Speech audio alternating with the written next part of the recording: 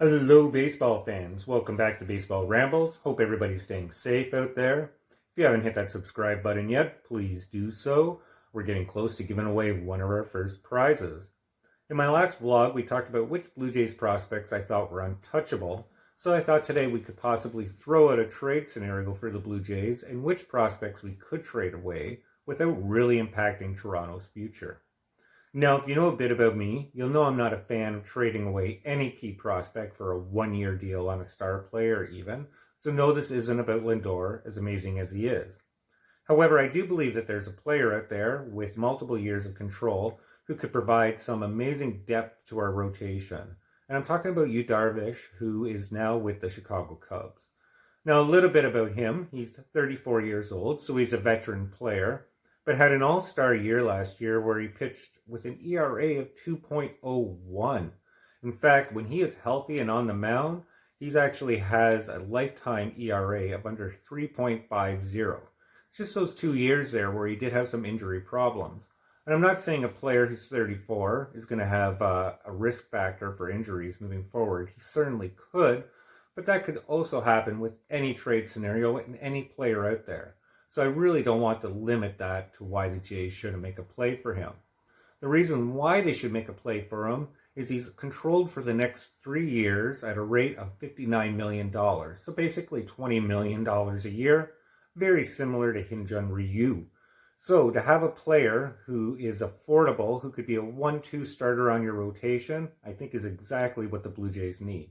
Now, who would the Cubs want to get in return for you? And would he be willing to trade his no-trade contract? Well, I think the player, to answer the first question that the Cubs would want, is maybe Jordan Groshans. I know he's at shortstop right now. He's a young player for the Jays, but he's definitely going to be an impactful bat. He's going to be a player who's going to come up and be in your lineup. But he's also a player who I suspect is going to be playing third base. And I think there could be a bit of a logjam coming up at third for the Jays. A, Vladdy could continue to slim down and play third like he's determined to do so. B, Bo Bichette, who's playing shortstop right now. There's been some questions about if he's going to be able to rise to the defensive ability of that position. And if that doesn't happen, the position where they say he'll be slotted to is third base. So in a way, Toronto could afford to lose Jordan Groshans. Now, additionally to that, the Cubs might want somebody in our farm system, maybe like Simeon Woods Richardson, and I could see us giving that away. But the big thing that I think that would have to happen to make this trade occur is the Jays also taking on Kris Bryant, his albatross of $20 million that's owed next year.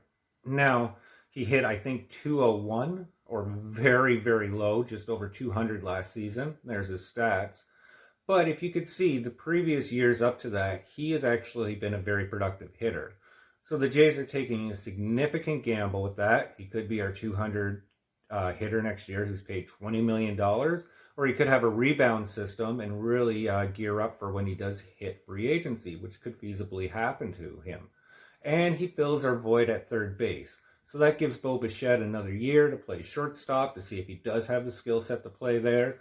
Leaves Vladdy at first base. I know there might be some frustration there. And it also offsets between Darvish and Kris Bryant about $80 million off the Cubbies' payroll and meets two significant needs for the Blue Jays without really giving up too much in our depth in our prospects.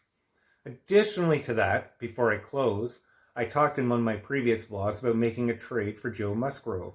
And I think by making the trade for Darvish, if that would happen, we would still have enough prospects left to make the Joe Musgrove trade happen without even touching our 3 untouchables. And imagine a 1-2-3 rotation of Hyun-Jin Ryu, Darvish, Joe Musgrove, plus Tanner Roark, Robbie Ray, and Nate Pearson battling it out for 4 and 5. That looks pretty awesome for the Jays and a nice upgrade for the future to come. Thanks for listening to me ramble on. I hope everybody stays safe. Hit that subscribe button, and we'll talk soon. Take care.